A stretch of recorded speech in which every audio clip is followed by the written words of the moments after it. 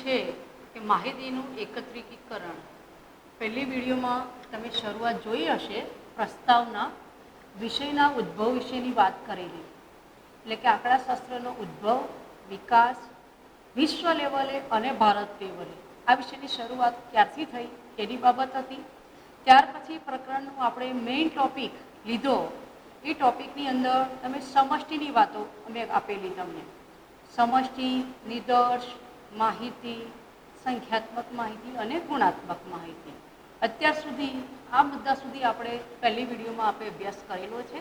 અત્યારે હવે ચેપ્ટરની main topic જે જઈએ છે એમાં માહિતીની રીતો. હવે બીજો ભાગ છે. આખા ચેપ્ટરનું એક વર્ગીકરણ કોષ્ટક મૂક્યું છે તમને. આ કોષ્ટક તમે વાંચો એટલે તમને ખબર પડી જાય કે આ પ્રકરણની અંદર કયા કયા મુદ્દાનો અભ્યાસ કરવાનો છે. તો માહિતીની મુખ્ય બે રીતો છે, બરાબર. તો માહિતી એટલે શું એ તમને આગળની વિડીયોમાં આપી દીધું, બરાબર. એટલે કે અભ્યાસ હેઠળ એકમોનો સમૂહ, એટલે કે જે માહિતીનો અભ્યાસ કરવાનો છે એ માહિતીનો અભ્યાસ કરી અને આપણે જે એકમો એકત્રિત કરીએ છીએ એ એકમોના સમૂહને માહિતી કહેવાય. હવે માહિતી વાત તો સાચી, પણ માહિતી કેટલા પ્રકારે મેળવી શકાય, કેટલા પ્રકારની માહિતી હોય? તો માહિતીના બે પ્રકાર છે, પ્રાથમિક માહિતી અને ગૌણ માહિતી. પ્રાથમિક માહિતી અને ગૌણ માહિતી એટલે શું? તો ટૂંકી રીત પછી આપણે ડિટેલમાં જોઈએ છીએ. પ્રાથમિક એટલે અસલ સ્વરૂપની માહિતી, જે શરૂઆતમાં દાખલા તરીકે તમે ધોરણ 10ની બોર્ડની પરીક્ષા પાસ કરી છે, 11 ધોરણમાં પ્રવેશ મેળવવો છે, એડમિશન મેળવવું છે, તો તમે શું કરો? તો જે તે શાળાની અંદર તમારે એડમિશન લેવું છે એ શાળામાંથી પ્રવેશ પત્રનું ફોર્મ લેશો અને એ ફોર્મની અંદર તમે તમારી વિગતો ભરશો. બધી ક્રમશઃ વિગતો આપેલી હોય છે. નામ હોય, જન્મ તારીખ હોય, બરાબર છે. પછી ભાષા અને તમારું પરિણામ, તાલુકો, એડ્રેસ, વ્યવસાય, વાલીનું નામ, આ બધી જ ક્રમશઃ તર્કબદ્ધ રીતે જે તમારું ફોર્મ હોય છે એ ફોર્મ ભરીને શાળામાં આપો છો. એટલે શાળાની અંદર આ બધી માહિતીનું કલેક્શન થાય છે, સંગ્રહ થાય છે. અને એ માહિતી જે પહેલી માહિતી ભેગી થાય એ માહિતીને પ્રાથમિક માહિતી કહેવામાં આવે છે. ત્યારબાદ બીજી માહિતી છે ગૌણ માહિતી. ગૌણ એટલે શું? તો ભેગી કરેલી, એકઠી કરેલી પ્રાથમિક માહિતી ઉપરથી એને માહિતીની તારવણી કરવાનું, એનું વર્ગીકરણ કરવાનું, કોષ્ટક કરવાનું. દાખલા તરીકે 10માંથી પાસ થયેલા વિદ્યાર્થીઓના ફોર્મ તો ભરી નાખ્યા, પણ એમાં કયા વિદ્યાર્થીઓ સાયન્સમાં ભણવા ઈચ્છે છે, કયા વિદ્યાર્થી કોમર્સ શાખામાં ભણવા ઈચ્છે છે, કયા વિદ્યાર્થીઓ આર્ટ્સ શાખામાં ભણવા ઈચ્છે છે. તો આ રીતે જુદા જુદા કોષ્ટકમાં વર્ગીકરણ કરવાની જે બાબત આવે છે એ ગૌણ માહિતી છે. એટલે કે પ્રાથમિક માહિતીનો ઉપયોગ કરી અને જે નવી માહિતી બને છે એ માહિતીને ગૌણ માહિતી કહેવામાં આવે છે. પછી તો કે પ્રાથમિક માહિતી મેળવી કેટલી રીતે મેળવી શકાય? તો એની મુખ્ય 3 બાબતો છે, પ્રત્યક્ષ તપાસની રીત, પરોક્ષ તપાસની રીત અને પ્રશ્નાવલીની રીત. આ ત્રણેય બાબતો પર પછી આપણે ક્રમશઃ એક એક ટોપિકથી જોઈએ છીએ. અને પ્રશ્નાવલીની રીત જે છે એ 2 રીતે મેળવી શકાય છે, એક ટપાલ દ્વારા અને બીજું છે આ ગણક દ્વારા, બરાબર. અને ગૌણ માહિતીની 2 બાબતો છે, પ્રકાશિત અને બિન પ્રકાશિત. આ આખું આપણું એક કોષ્ટક આપણે તૈયાર જ રાખવાનું કે માહિતી કેટલી રીતે મેળવી શકાય. એટલે આખા પ્રકરણના બધા ટોપિક્સ આવી જાય. હવે આજે આપણે પહેલો ટોપિક લેવો છે કે માહિતીના પ્રકાર કેટલા અને કયા કયા, બરાબર. તો માહિતીના પ્રકારની અંદર પહેલા જ નંબરની બાબત છે આપણે પ્રાથમિક માહિતી વિશે જોઈશું. હવે ડિટેલમાં જોઈએ. શરૂઆતમાં તમને એની સમજ આપી હતી, પણ એની ઓરિજિનલ ડેફિનેશન શું, એની વ્યાખ્યા શું? તો કે કોઈ પણ અધિકૃત સંસ્થા કે સંશોધક પોતાની પ્રમાણે જે માહિતી એકઠી કરે એને પ્રાથમિક માહિતી કહેવામાં આવે છે. હવે અધિકૃત સંસ્થા અથવા સંશોધક એટલે કે માન્ય સંસ્થા, સરકાર માન્ય સંસ્થા હોય એ માન્ય કોઈ આગણક દ્વારા, કોઈ વ્યક્તિ દ્વારા અને એ તપાસ શોધી અને માહિતી લાવે એને પ્રાથમિક માહિતી કહેવાય. હવે શબ્દ પરથી કદાચ સમજ ના આવે તો આપણે એનું એક ઉદાહરણ લઈએ. દાખલા તરીકે તમને ખબર હશે 11 જુલાઈ જાય, 11 જુલાઈ કયો દિવસ કહેવાય? તો કે વસ્તી ગણતરી દિવસ. 2011ની અંદર ભારતની વસ્તી ગણતરી છેલ્લી થયેલી. દર 10 વર્ષે ભારતની વસ્તી ગણતરી થાય છે, બરાબર. એટલે હવે પાછું 2021માં વસ્તી ગણતરી થશે. તો આ વસ્તી ગણતરી આખા દેશની, આ દેશના તમામ રાજ્યોની, તમામ પ્રદેશોની, તમામ ગામની આટલું મોટું જ્યારે કામ, જ્યારે માહિતી એકઠી કરવાનું હોય ત્યારે એક વ્યક્તિ દ્વારા તો શક્ય નથી. સરકારના મોટા અધિકારીઓ પણ ત્યાં જઈને આટલી બધી માહિતી એકત્રિત ના કરે. તો આ માહિતી એકત્રિત કરે કઈ રીતે? તો કે સરકાર દ્વારા જુદા જુદા અધિકારીઓ, જુદા જુદા ખાતાના કર્મચારીઓને, દાખલા તરીકે પ્રાથમિક શિક્ષણ સમિતિ છે તો એના કર્મચારીઓને જે તે ગામની અંદર, ગામે ગામ, ઘરે ઘર જઈ અને માહિતી એકઠી કરે છે. એટલે એ લોકો જ્યારે માહિતી એકઠી કરવા જાય ત્યારે એમની પાસે એક પત્રક હોય છે, એક ફોર્મ હોય છે કે જેની અંદર ઘર નંબર હોય, ઘરની વ્યક્તિનું નામ હોય, કેટલી વ્યક્તિઓ છે, વયોવૃદ્ધ વ્યક્તિઓ કેટલી, યુવાનો કેટલા, છોકરાઓ કેટલા, છોકરીઓ કેટલા, આમ તમામ પ્રકારની બધી જ ઘર દીઠ વ્યક્તિગત માહિતી પૂછનાર વ્યક્તિ એટલે કે કર્મચારી અથવા તો આગણક. આપણા કોમર્સની અંદર આગણક શબ્દ વારંવાર આવશે. તમે એકાઉન્ટનો અભ્યાસ કરશો કે સ્ટેટમાં અભ્યાસ કરશો, આગણક એટલે કોઈ વ્યક્તિ દ્વારા જે માહિતી શોધવા જાય છે અથવા તો જે પૂછવા જાય છે અને એ કામ માટે નક્કી કરેલી વ્યક્તિ, અને કોમર્સની ભાષામાં આગણક કહેવાય. એને શ્રમિક ના કહેવાય. અર્થશાસ્ત્રમાં શ્રમિક શબ્દ આવે છે, એ કામ કરનાર વ્યક્તિ છે. પણ આ આગણક એ કેવી વ્યક્તિ છે? તો સ્પષ્ટ હોદ્દેદાર વ્યક્તિ છે, સામાન્ય વ્યક્તિ નથી. તો આ રીતે સરકાર દ્વારા જુદા જુદા આગણકો દ્વારા, જુદા જુદા કર્મચારીઓ દ્વારા અલગ અલગ જગ્યાએ, અલગ અલગ ગામમાં, જિલ્લામાં જઈ અને જેટલા ઘરનો સર્વે આપ્યો હોય એ પ્રત્યેક ઘરે જઈ અને વસ્તી અંગેની માહિતી એ લોકો લાવે છે. બરાબર? આ રીતે સંકલન થાય, ગામ ગામનું સંકલન, ગામ ભેગા થાય, તાલુકો ભેગો થાય, જિલ્લા ભેગા થાય. એમ આ કાર્ય બહુ કાર્યક્ષેત્ર ઘણું વિશાળ છે, બહુ મોટું કાર્ય છે. પણ આ પ્રત્યક્ષ તપાસની રીત થઈ કે પ્રત્યેકના ઘરે જઈને તપાસ થાય. હવે વસ્તી ગણતરી આપણે સમજીએ તો એમને ઓનલાઈન થાય ખરી? ન થાય. કારણ એની તપાસ માટે શું કરવું પડે? તો કે પ્રત્યેક ઘેર ઘેર જઈને વસ્તીની ગણતરી કરવી માટે તમારે ઘરે જવું પડે અને પૂછવું પડે. કારણ કે જન્મદર અને મૃત્યુદર આ બેની તુલનામાં વસ્તીની અંદર વધારો પણ થાય અને ઘટાડો થાય. એટલે 10 વર્ષે આનું એક માપ નીકળે છે. તો આ પ્રમાણે વસ્તી ગણતરીની જે બાબત છે એ દિલ્હી ઓફિસ દ્વારા આ માહિતી એકઠી કરવામાં આવે છે અને પ્રાથમિક માહિતી કહેવામાં આવે છે. એટલે આપણો પહેલો જ મુદ્દો હતો કે પ્રાથમિક માહિતી એટલે શું? તો કોઈ અધિકૃત સંસ્થા કે સંશોધક દ્વારા એકત્રિત કરાયેલી માહિતીને પ્રાથમિક માહિતી કહે છે. અને ઉદાહરણમાં આપણે લખીશું ભારતની વસ્તી ગણતરી. અને બીજી બાબતમાં બીજું ઉદાહરણ લખવું હોય તો પણ લખી શકાય કે જન્મદર અને મૃત્યુદરને લગતી માહિતી. આ છે પ્રાથમિક માહિતીની વાત આવે છે. બીજી જ બાબત છે ગૌણ માહિતી એટલે શું? તો ગૌણ માહિતી એટલે કે આપેલી પ્રાથમિક માહિતીનો ઉપયોગ કરી અધિકૃત સંસ્થા કે સંશોધક એને વર્ગીકરણ કે કોષ્ટકના રૂપમાં જે નવી જે માહિતી બનાવે એ માહિતીને ગૌણ માહિતી કહેવામાં આવે છે. તમને પહેલાં પણ મેં એક સાદું ઉદાહરણ આપ્યું હતું કે 10માના એડમિશન, 10મા પછી ધોરણ 11 માટે આપણે એડમિશનના તમે ફોર્મ ભરો છો તો તમે ઉચ્ચતર અભ્યાસ માટે, ઉચ્ચતર માધ્યમિકના અભ્યાસ માટે વિવિધ ફોર્મ ભરો છો. પણ એમાંથી એનું વર્ગીકરણ થાય છે કે સાયન્સમાં અભ્યાસ કરનાર વિદ્યાર્થીનીઓ, કોમર્સમાં અભ્યાસ કરનાર વિદ્યાર્થીઓ અને આર્ટ્સમાં. તો જુદા જુદા લેવલની અંદર અભ્યાસ કરનાર વિદ્યાર્થીઓનું પાછું સંખ્યાની સાથે પરિણામ પણ જોવાય, મેરિટ પણ બનતું હોય. આમ અલગ અલગ વર્ગીકરણ અને કોષ્ટક બને છે. આપણું એક સાદું ઉદાહરણ છે. પણ જ્યારે પાઠ્યપુસ્તકની રીતે અથવા તો પ્રશ્નોના જવાબમાં જ્યારે લખવું હોય ત્યારે આપણે આવું ઉદાહરણ ના લખી શકીએ, પણ સ્પષ્ટ ઉદાહરણ લખીએ. દાખલા તરીકે જે વસ્તી ગણતરી થાય છે દિલ્હી દ્વારા, ભારત સરકાર જે વસ્તી ગણતરી કરે છે એ માહિતીનો ઉપયોગ કરી, એટલે એ પ્રાથમિક માહિતી છે, એ માહિતીનો ઉપયોગ કરી યુએનઓ દ્વારા એને કોઈ મેગેઝિનમાં એને પ્રકાશિત કરવામાં આવે છે. માહિતીનો ઉપયોગ કરી અને અલગ અલગ તારવણી કરવામાં આવે છે. કુલ સંખ્યાની માહિતી તો થઈ, પણ માનો કે વર્ગીકરણ કોષ્ટક થાય છે. તો ઉદાહરણ, દાખલા તરીકે કે જે વસ્તી ગણતરી થઈ છે એમાં 1 બાળક ધરાવતા કુટુંબોની સંખ્યા કેટલી, 2 બાળક ધરાવતા કુટુંબોની સંખ્યા કેટલી, 3 બાળક ધરાવતા કુટુંબોની સંખ્યા કેટલી? એટલે જનસંખ્યા આધારિત માહિતી પરથી આ રીતના વર્ગીકરણ કોષ્ટકો બની શકે. જુદી જુદી માહિતી હોય, સંખ્યામાં વધારો થયો, ઘટાડો થયો, કારણ કે જન્મદર અને મૃત્યુદરની ગણતરી કરવી હોય, વસ્તી વધારાનો અભ્યાસ કરવો હોય આપણે કે વસ્તી વધારો દર વર્ષે કેટલો થાય છે, તો એની સચોટ આંકડાકીય માહિતી શેમાંથી મળે? તો કે વસ્તી ગણતરી પરથી જ મળશે.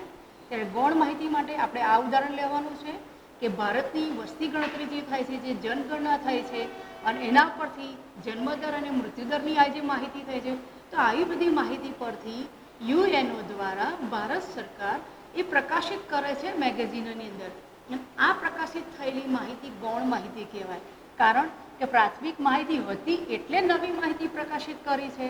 તો આ બે બાબતો થઈ, પ્રાથમિક માહિતી અને ગૌણ માહિતી. તો આપણો પહેલો એક પ્રશ્ન, માહિતીના મુખ્ય પ્રકારો કેટલા? પ્રાથમિક માહિતી અને ગૌણ માહિતી, આ બંનેની સમજ અને ઉદાહરણ. ત્યારબાદનો આપણો બહુ જ અગત્યનો પ્રશ્ન છે કે પ્રાથમિક માહિતી અને ગૌણ માહિતીનો તફાવત સ્પષ્ટ કરો. 3 ગુણનો પ્રશ્ન છે સ્વાધ્યાયનો. આ પ્રશ્નો આવે ત્યારે તમારે બિલકુલ સરળ રજૂઆત તમને શીખવાડું છું. હવે અત્યાર સુધી તમે ધોરણ 9 અને 10ની અંદર જ્યારે કોઈ તફાવત શબ્દો આવે ત્યારે તમે શું કરો કે બે વિભાગ પાડી અને તમે એકબીજાની વિરોધાભાસ બાબતો લખતા હતા, સીધી.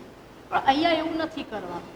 જ્યારે આપણે તફાવત લખવો છે ત્યારે તફાવતમાં વિરોધાભાસ મુદ્દાની સાથે તમારે એના મુદ્દા પણ લેવા પડે, બરાબર છે?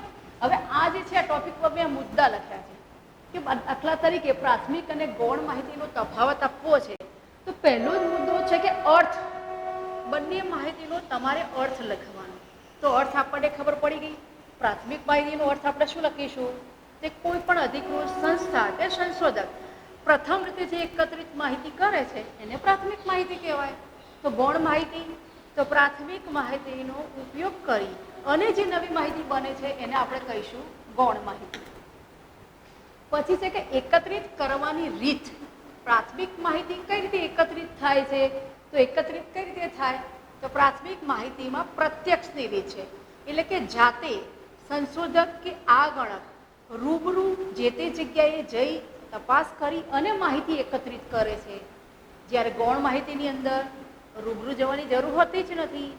જે પ્રાથમિક માહિતી આવી હોય એનો ઉપયોગ કરીને જ નવી માહિતી એકત્રિત થાય છે.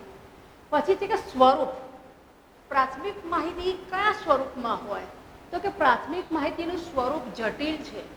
કારણ વ્યક્તિ, સંશોધક કે આગળ દરેક જગ્યાએ જઈને માહિતી જે લાવે છે એ પ્રત્યેક માહિતીને એક ફોર્મની અંદર, એક પત્રકની અંદર અલગ અલગ તે ભરવામાં આવે છે. અને આ રીતે આ જટિલ સ્વરૂપની અંદર એક પ્રાથમિક માહિતીનું સ્વરૂપ છે. પણ આ માહિતી પરથી ગૌણ માહિતી જે છે એ વર્ગીકરણ અને કોષ્ટકના સ્વરૂપમાં, એટલે સમજમાં બિલકુલ સરળ થઈ જાય. દાખલા તરીકે આનું આપણે એક બીજું ઉદાહરણ લઈએ, બરાબર છે? માનો કે ભારત સરકાર અથવા તો ગુજરાત સરકારની વાત કરીએ. આપણે રોજગારીનો પ્રશ્ન હોય, રોજગારી માટે વિવિધ નોકરી માટેની જાહેરાતો પડતી હોય છે. એમાં જે ખાતાની જાહેરાતો પડે છે એમાં દાખલા તરીકે માસ્ટર ડિગ્રી હોય કે ડિગ્રી હોય, સ્નાતક કક્ષાએ ભરતી હોય કે અનુસ્નાતક કક્ષાએ હોય, પણ વિવિધ યુવાનો રોજગારી માટે ફોર્મ ભરતા હોય છે. તો આ બધા ફોર્મ જુદી જુદી જાતિ પ્રમાણે, ઉંમર પ્રમાણે અને શિક્ષણ પ્રમાણે ફોર્મ ભરે છે. પણ સરકાર શું કરે છે? એનું વર્ગીકરણ કરે છે કે મહિલાઓ કેટલી, પુરુષો કેટલા, અપંગ કેટલા. કારણ કે વિકલાંગ માટે પણ અલગ એની હોય છે, એની જગ્યાઓ હોય છે, બરાબર છે? મહિલાઓ માટે પણ અમુક સીટો હોય છે, ફિક્સ કરેલી હોય છે. તો આ બાબતનો અભ્યાસ કરવા માટે સરકાર શું કરશે? જુદી જુદી સરકારી ઓફિસોની અંદર આ બધી જાહેરાતોના જે ફોર્મ ભરાય છે પ્રાથમિક માહિતી, પણ આ માહિતીનો ઉપયોગ કરી સરકારી ઓફિસોની અંદર એનું વર્ગીકરણ થાય, એનું કોષ્ટક થાય, ઉંમર પ્રમાણે થાય, પછી જાતિ પ્રમાણે થાય, સ્ત્રી, પુરુષ, વિકલાંગ, સાક્ષરતા પ્રમાણે થશે કે સ્નાતક કક્ષાએ, અનુસ્નાતક કક્ષાએ, ગ્રામ્ય કક્ષાએ, શહેરી કક્ષાએ, એમ આવું અલગ અલગ વિભાગોની અંદર જે વર્ગીકરણ થાય છે એ વર્ગીકરણ પ્રાથમિક માહિતીને આભારી છે. એટલે કે જેટલી પ્રાથમિક માહિતી સરળ અને સ્પષ્ટ હોય એટલી જ ગૌણ માહિતી સ્પષ્ટ બની જાય છે. બરાબર. તો એક આ છે, આપણે આ બે માહિતીનું સ્વરૂપ કેવું છે એની બાબત કરી. તફાવતના મુદ્દામાં ચોથા નંબરનો આપણો મુદ્દો છે સમય અને ખર્ચ. તો સમય, આ માહિતી મેળવવા માટે સમયને ખર્ચ કેટલો થાય છે? બિલકુલ સરળ સમજી શકાય કે પ્રાથમિક માહિતી તો પ્રત્યક્ષ જવું જ પડે. એમને કોમ્પ્યુટરમાં બેઠા બેઠા કે ઓનલાઈન માહિતી તો મળતી નથી. તો એના માટે વ્યક્તિની સંખ્યા પણ વધારે હોય. દાખલા તરીકે કાર્યક્ષેત્ર વધારે હોય, વિસ્તાર વધારે હોય તો વધુ વ્યક્તિ જોઈએ. આપણે એક ઉદાહરણ લઈએ. એક ગામ છે અને એ ગામની અંદર 10,000ની વસ્તી છે. તો 10,000ની વસ્તી ખરા, પણ એના મકાનો કેટલા? એ ઘર પ્રમાણે એક વ્યક્તિ કેટલા દિવસમાં કામ કરી શકે? બહુ સમય લાગે, થાકી જાય અને કામ પણ સંતોષકારક પૂરતું આપણને ના મળે. એટલે આવું વધુ કામ હોય, વિસ્તાર વધુ હોય, સંખ્યા વધારે હોય, ત્યારે આગળ કોની સંખ્યા વધારે જોઈએ? એટલે કામ કરનાર વ્યક્તિની સંખ્યા વધારે જોઈએ, સમય વધુ થાય અને ખર્ચ પણ આપવો પડે. કારણ કે જે વ્યક્તિ કામ કરવા માટે જાય છે એને એનું કામનું વળતર તો આપવું જ પડે. એટલે વળતર પણ થાય, ભાડું ભથ્થું થાય, સમય થાય, ખર્ચ થાય. એટલે પ્રાથમિક માહિતી મેળવવા માટે સમય, ખર્ચ આ બધું વધારે થાય છે. જ્યારે ગૌણ માહિતીમાં ના, કારણ સમયને ખર્ચ થતો જ નથી. ઓટોમેટિક ઓફિસોની અંદર એ માહિતી આવેલી જ પડી હોય છે. એટલે એમાં સરકારી અધિકારીએ અથવા કર્મચારીએ પોતાના ટેબલ ઉપર જ સીધું એ માહિતીનું એકઠી કરી અને એમાંથી અલગ અલગ વર્ગીકરણ કરી અને એનું માહિતીની જોવાની હોય છે. એટલે સમય અને ખર્ચ આમાં વધુ હોય છે, જ્યારે ગૌણ માહિતી પાછળ સમય અને ખર્ચ ઓછો થાય છે. પછી છે વિશ્વસનીયતા, પાંચમો મુદ્દો. બહુ અગત્યનો પ્રશ્ન છે એટલે આપણે ટોપિકથી યાદ કરીશું.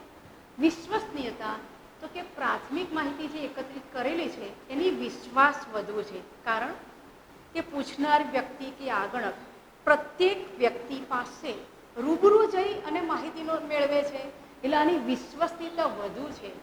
જ્યારે ગૌણ માહિતીની વિશ્વસનીયતા ઓછી હોય છે. કંઈક માહિતી ઉપરથી માહિતી બનાવી છે, કદાચ જોવામાં ભૂલ થઈ ગઈ હોય, ખોટી માહિતીનું આલેખન થઈ ગયું હોય તો એમાં વિશ્વાસ ન આવે. એટલે કે આ માહિતી વિશ્વસનીય ગણાય, જ્યારે ગૌણ માહિતી વિશ્વસનીય ગણાતી નથી. તો 3 ગુણનો પ્રશ્ન, તમે જ્યારે સ્વાધ્યાયના બધા પ્રશ્નો લખો છો ત્યારે હું તમને આ ટોપિકની પ્રત્યેક વિડીયોની PDF મોકલીશ. એ PDFમાંથી જોઈને તમારા સ્વાધ્યાયના પ્રશ્નો તમારે લખવાના રહેશે, જેથી તમારા જવાબો સરળ બની જાય અને તમને યાદ પણ રહેશે. આ તફાવત લખો ત્યારે એક કોલમની અંદર તમારે મુદ્દા લખવાના, પછી પ્રાથમિક માહિતી અને ગૌણ માહિતી. પાઠ્યપુસ્તકમાં તો છે પણ મુદ્દા લખો એટલે સીધું તમને ખાલી તમારે 5 ટોપિક જ યાદ રાખવાના. એટલે આ 5 ટોપિક ઉપરથી આખો તફાવત આપણો 3 ગુણનો તૈયાર થઈ જાય. તો એક આ પ્રશ્ન આપણો પૂરો થયો, માહિતીના પ્રકારો અને આ બંને માહિતી વચ્ચેનો તફાવત. હવે પછીના પ્રશ્નની અંદર આપણે પાછા પ્રાથમિક માહિતી ઉપર આપણે આવીશું કે પ્રાથમિક માહિતી કેટલી રીતે એકત્રિત કરી શકાય. આપણે કહીએ કે પ્રત્યક્ષ જવાનું, રૂબરૂ જવાનું, તો બધી એક જ રીતે માહિતી મેળવી થોડી શકાય? ના. તો કે આ પ્રાથમિક માહિતી 3 પ્રકારે આપણે મેળવી શકાય છે. બરાબર. એમાંની આપણે પહેલી રીત જોઈએ છે પ્રત્યક્ષ તપાસ. કીધું એની એ જ બાબત ફરીથી જ આવે છે. પ્રત્યક્ષ તપાસ એટલે કે વ્યક્તિ આગળ પોતે જે તે જગ્યાએ જઈને જે વિષયની, દાખલા તરીકે તપાસ માટેનો કોઈ વિષય તો હોય, બરાબર, એનો વિષય હોય, એનો હેતુ સ્પષ્ટ હોય કે કયા વિષયની માહિતી મેળવવાની છે, તો જે તે સ્થળે જઈ એ વિષયની સ્પષ્ટ માહિતી મેળવવાની વાત છે. આપણે વસ્તી ગણતરીનું ઉદાહરણ જોઈ લીધું, એ જોયું, પણ કંઈક બીજું જ ઉદાહરણ જોઈએ. દાખલા તરીકે અત્યારે હાલ હવે ચોમાસાની ઋતુ ચાલે છે. એ ચોમાસાની ઋતુની અંદર તમે ગામડામાં જાઓ તો ખેડૂતોની પરિસ્થિતિ અંગેનો અભ્યાસ કરવાની વાત છે. તો માનો કે કોઈ પણ, દાખલા કે અમદાવાદના સાણંદ જિલ્લાની અંદર જાઓ અથવા તો ભાવનગરમાં જાઓ, તો જુદા જુદા જિલ્લાના ખેડૂતો, હવે એક ખેડૂતની વાત નથી, પ્રત્યક્ષ તપાસ કરવી છે એટલે અલગ અલગ જે ગામડાનો વિસ્તાર છે એમાં જુદા જુદા ખેડૂતો પાસે જઈ અને એને ખેતીલક્ષી કે તમારે ખેતી માટે શું પ્રોબ્લેમ છે, વરસાદ કેવો છે, વધારે ઓછો, ઊભા પાકને નુકસાન થયું કે ઉત્પાદન કેવું છે, આવી વ્યક્તિગત તમામ પ્રશ્ન પૂછી અને અલગ અલગ ખેડૂતોની માહિતી એકઠી કરવાની બાબત છે, એટલે પ્રત્યક્ષ માહિતી આવે છે. એટલે રૂબરૂ આગળ કે વ્યક્તિ જાતે જઈ અને એની માહિતી મેળવે છે. એટલે આ માહિતી તપાસને કહેવાય પ્રત્યક્ષ તપાસ. હવે દરેક પ્રકારની જે તપાસ છે કે દરેક બાબત હોય છે ને, એના લાભ પણ હોય અને ગેરલાભ પણ હોય. બરાબર. હવે ઘેર ઘેર જઈને તપાસ કરવાની વાત આવે છે તો લાભમાં શું કહી શકીએ આપણે? અમુક બાબતો હું ભેગી બોલું તો તમે તારવણી કરી શકો. પ્રત્યક્ષ તપાસની વાત કરીએ તો એના માટે સમય વધારે જોઈએ, ખર્ચો થાય, કારણ કે જુદી જુદી કામ જે સોંપેલું હોય એ વ્યક્તિ, કર્મચારી કે આંગણા. હવે આખા ગુજરાતની માહિતી જ્યારે એકઠી કરવાની થતી હોય તો ગુજરાતના બધા જિલ્લા માટે જુદા જુદા વ્યક્તિઓને એ કામ પૂરું કરવા માટે એટલે કે તપાસ માટે સોંપેલા હોય. એટલે વ્યક્તિઓ વધારે જાય, એનું વેતન વધારે ચૂકવવું પડે. પછી સમય, કારણ કે અમુક જિલ્લાનો સમય વધારે થાય કારણ વિસ્તાર વધુ હોય તો, એટલે કે કાર્યક્ષેત્ર વધારે હોય તો સમય વપરાય, શક્તિ વપરાય. એક એક પ્રત્યેક ઘરે જઈને પૂછવું હોય એટલે સમય, શક્તિ અને ખર્ચ આ બધું વધારે થાય છે. પણ એની સાપેક્ષમાં ફાયદો શું? તો કે વ્યક્તિગત પૂછ્યું હોય એટલે માહિતી આપણને કેવી મળશે? વિશ્વસનીય, સાચી. વ્યક્તિગત ખેડૂતને પૂછીને એ માહિતી એકત્રિત કરેલી છે. એટલે કહું છું કે દરેક બાબતના લાભ પણ છે અને ગેરલાભ છે. બીજી બાબત છે, પૂછનાર વ્યક્તિ જો કાબેલિયત ન હોય, એટલે કે કામ કરવામાં રસ ન ધરાવે, પ્રામાણિક ન હોય, ચલો ભાઈ આપ્યું છે જઈ આવીએ, શું ખબર પડવાની સાહેબને, કામ જ કરવું છે, લખી દઈશું, સાહેબ થોડા જોવા આવવાના. તો આવી અપ્રામાણિકતા જેવો વિચાર કે વર્તન આવે તો એનાથી મળતી માહિતી કેવી આવે? અવિશ્વસનીય. એટલે આ માહિતી સાચી માહિતી ન ગણાય. એટલે એમાં શું આવી? એક નબળા નેગેટિવિટીની બાબત આવી ગઈ છે. એટલે કે કામ કરનાર વર્ગની પ્રામાણિકતા, નિષ્ઠા અને કાબેલિયત. હવે ઘણીવાર કામ કરવું છે પણ કામ કરનાર વ્યક્તિની આવડત નથી. તમે શાળામાં ભણતા હોય તો ક્લાસની અંદર બધા જ વિદ્યાર્થીઓ સરખા હોય છે ખરા? આપણી શાળાની અંદર વિવિધ પ્રકારની પ્રવૃત્તિ થતી હોય છે. બરાબર. માનો કે 70% રેન્જવાળા વિદ્યાર્થીઓ 10-12 હોય, એમાંથી અમુક વિદ્યાર્થી વક્તૃત્વની સ્પર્ધામાં ભાગ લઈ શકે છે. કારણ એની પાસે વક્તૃત્વ એટલે કે બોલવાની, સ્પીચ આપવાની છે, એની પાસે ક્ષમતા છે. અમુક વિદ્યાર્થીઓ જ ગાઈ શકે છે, અમુક વિદ્યાર્થી નથી ગાઈ શકતા. કેમ? તો એ છે એની વ્યક્તિગત આવડત છે, એ કાબેલિયતની વાત છે. તો આ બાબતમાં પણ એવું છે કે કામ કરવું છે પણ આવડત ઓછી છે. તો એ બાબતમાં શું થાય? જાય ખરો, જે તે વ્યક્તિ કામ કરવા જાય, તપાસ કરવા માટે પણ જાય, સમય વપરાય, ખર્ચો પણ થાય, એને વળતર પણ આપવું પડે. પણ જે માહિતી લઈને આવે એ માહિતી સચોટ પુરવાર થતી નથી. દરેક બાબતના મેં કીધું એ બે પાસા છે. તો પ્રત્યક્ષ માહિતીની અંદર આ બાબતમાં પ્રત્યક્ષ માહિતી એટલે શું? એના લાભ અને ગેરલાભ. પછીની એમ છે કે પ્રાથમિક માહિતીની આપણે બીજી રીત છે તો કે પરોક્ષ તપાસની રીત. પરોક્ષ શબ્દ પરથી, પ્રત્યક્ષ એટલે રૂબરૂ, તો પરોક્ષ એટલે બીજી રીતે કે બીજાને કામ સોંપાયું હોય. તો કેવા સંજોગોની અંદર પરોક્ષ રીતે તપાસ થઈ શકે?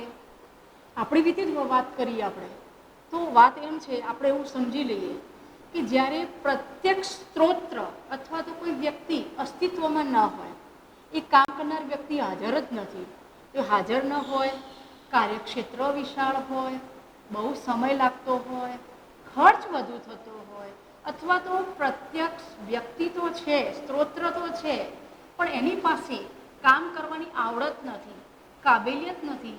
તો આવા જુદા જુદા મુદ્દાઓ આપણે એકત્રિત કરીએ.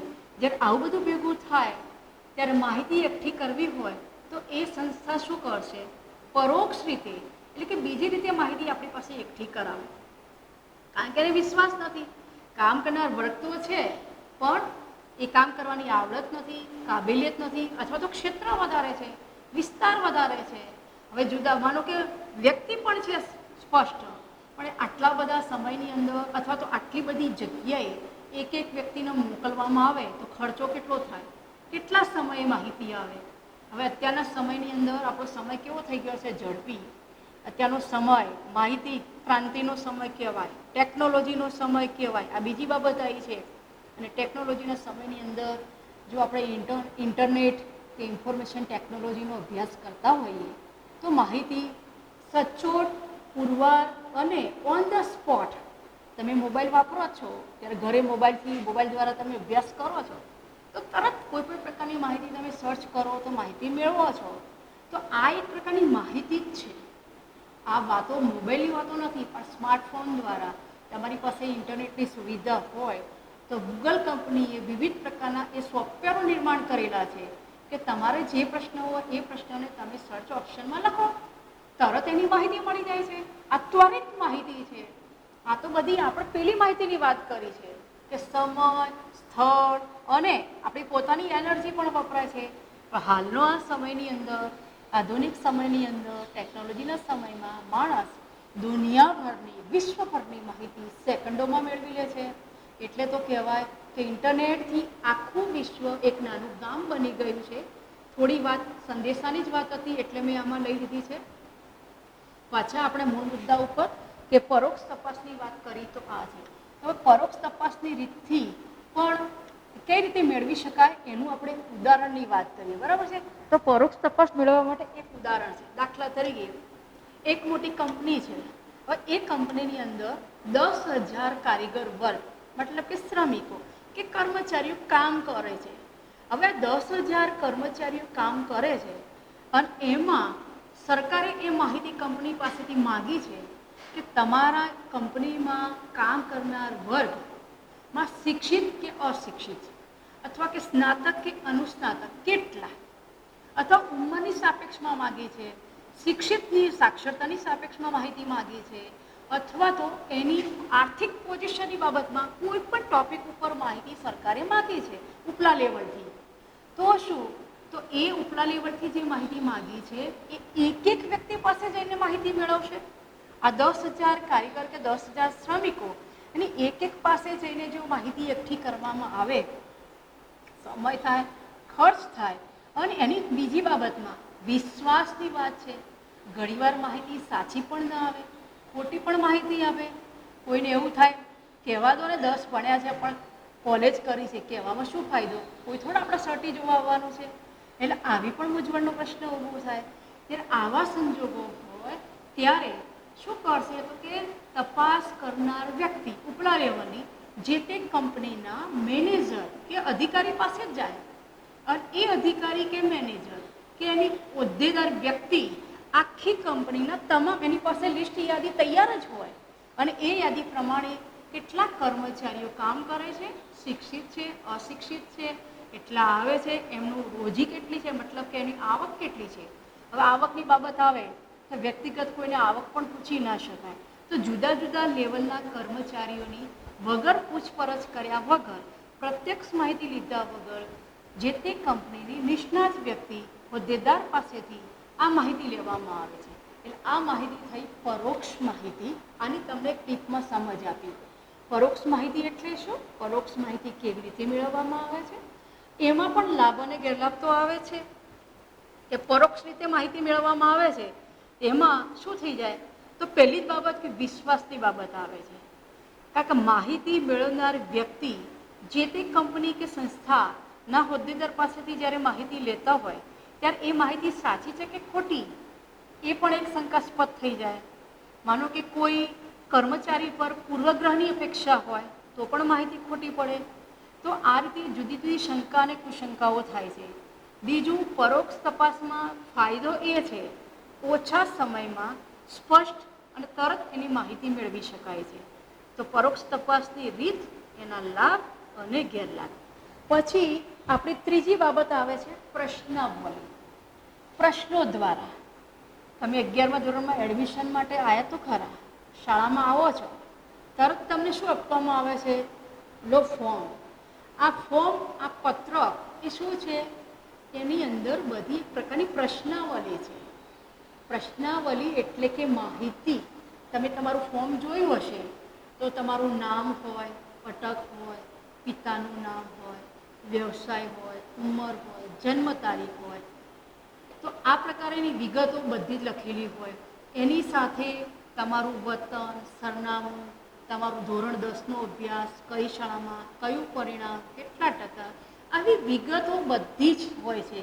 તો પ્રશ્નાવલીમાં મેઇન મુદ્દો શું આવશે એ જોવાનો છે કે પ્રશ્નો કેવા હોવા જોઈએ. તો પ્રશ્નો બધા ક્રમબદ્ધ ગોઠવાયેલા હોવા જોઈએ. તાર્કિક પ્રશ્નો હોય, હવે વિદ્યાર્થીને વિદ્યાર્થીલક્ષનો પ્રશ્ન હોય. દાખલા તરીકે કોઈ પ્રશ્ન એવો હોય, તમને એવું પૂછ્યું છે કે સ્માર્ટફોન અંગે તમારું મંતવ્ય કેવું છે, એ પ્રશ્ન પહેલો એવો પૂછ્યો છે. અને પછી બીજો પ્રશ્ન એમ પૂછ્યો છે કે શું તમે મોબાઈલ વાપરો છો? તો આનો જવાબ તમે શું આપો? હવે તમારા મનમાં એમ થાય કે આપણી પાસે મોબાઈલ જ નથી, તો તમે મંતવ્ય શું આપશો? એટલે પ્રશ્નો કેવા હોવા જોઈએ? તાર્કિક હોવા જોઈએ. પહેલો પ્રશ્ન એવો હોવો જોઈએ કે શું તમે સ્માર્ટફોન છે તમારી પાસે? તો હા કે ના. હા તો પછી વાપરો છો, ઇન્ટરનેટની સુવિધા છે. અને પછી એના ચોથા મુદ્દામાં આવે છે કે તમે વાપરો છો તો એનું મંતવ્ય શું છે. એટલે પ્રશ્નો જે છે બધા કેવા હોવા જોઈએ? ક્રમબદ્ધ હોવા જોઈએ. એટલે પ્રશ્નાવલીની બાબત આવે છે ત્યારે પહેલાં પ્રશ્નો ઉપર સમજવાનું છે કે પ્રશ્નાવલી કેવી હોવી જોઈએ. પછી જ્યારે કોઈ પણ માહિતી લેવી હોય તો આજે જે હું તમને જે ચર્ચા કરું છું એ આદર્શ પ્રશ્નાવલીના લક્ષણો છે. એટલે પ્રશ્નો ક્રમબદ્ધ, તાર્કિક ગોઠવણી હોવી જોઈએ. એના જવાબો સરળ અને ટૂંકા અને સુવ્યવસ્થિત આપી શકાય એવા હોવા જોઈએ. એટલે પ્રશ્નોની બાજુમાં જવાબ માટેની જગ્યા નિશ્ચિત. ઘણીવાર પ્રશ્ન નાનો અને જગ્યા વધારે, અને પ્રશ્ન મોટો અને જગ્યા નાની. તો પ્રશ્ન પણ યોગ્ય શીર્ષક હોવું જોઈએ. જવાબ માટેની જગ્યા યોગ્ય, તાર્કિક પ્રશ્નો, જવાબ સરળ અને ટૂંકા, અને બને ત્યાં સુધી આ પ્રશ્નો કેવા હોવા જોઈએ? તો કે વૈકલ્પિક પ્રશ્નો હોવા જોઈએ, જેથી જ એના જવાબો હા કે ના દ્વારા એ પ્રશ્નોના જવાબ આપી શકાય. એટલે પ્રશ્નાવલીની રીત જ્યારે અભ્યાસ કરતા હોઈએ ત્યારે પહેલો જ મુદ્દો છે કે આદર્શ પ્રશ્નાવલી કોને કહેવાય. પ્રશ્નાવલી સુવ્યવસ્થિત ન હોય તો પ્રશ્નાવલી લઈને જનાર વ્યક્તિ અથવા તો કે આગળ તમે કોઈને પ્રશ્નની માહિતી માટે મોકલો છો પણ પ્રશ્નો જ વ્યવસ્થિત નથી. તો હવે પ્રશ્નાવલીની રીતમાં બે વ્યક્તિ છે કે આગળક દ્વારા અને ટપાલ દ્વારા. આગળક એટલે વ્યક્તિ, આપણે પહેલી આની જ વાત કરીએ છીએ. તમારું ફોર્મ વ્યવસ્થિત નથી, માહિતી જ વ્યવસ્થિત નથી, તો એ જગ્યાએ જઈને પ્રત્યક્ષ થઈને એ માહિતી શું કરી શકે? વસ્તી ગણનાર વ્યક્તિ હોય તો વસ્તી અંગેની માહિતીના કોલમમાં આરોગ્યલક્ષી બાબતો હોય તો વસ્તી ગણના થાય ખરી? આરોગ્યલક્ષી બાબત હોય તો એના લગતા મુદ્દા હોવા જોઈએ. એટલે પ્રશ્નોની સુવ્યવસ્થિત ગોઠવણી, તાર્કિક ગોઠવણી, પ્રશ્નો ટૂંકા, વૈકલ્પિક પ્રશ્નો ઉત્તર આપી શકાય એવા. તો પહેલો જ મુદ્દો આપણે આની અંદર આટલા સુધી તૈયાર કરવાનો છે કે આદર્શ પ્રશ્નાવલીના લક્ષણો. અને હવે પછીની વિડીયોની અંદર આપણે વ્યક્તિગત જોઈશું કે ટપાલ દ્વારા અને આગળક દ્વારા પ્રશ્નો કઈ રીતે મેળવી શકાય. એટલે કે પ્રશ્નાવલીની પદ્ધતિ આપણે માહિતી કેવી રીતે મેળવી શકીએ છીએ. અત્યાર સુધીના તમામ પ્રશ્નો સ્વાધ્યાયની અંદર તમારે જે આવે છે એને આ રીતે તમારે લખવાના રહેશે.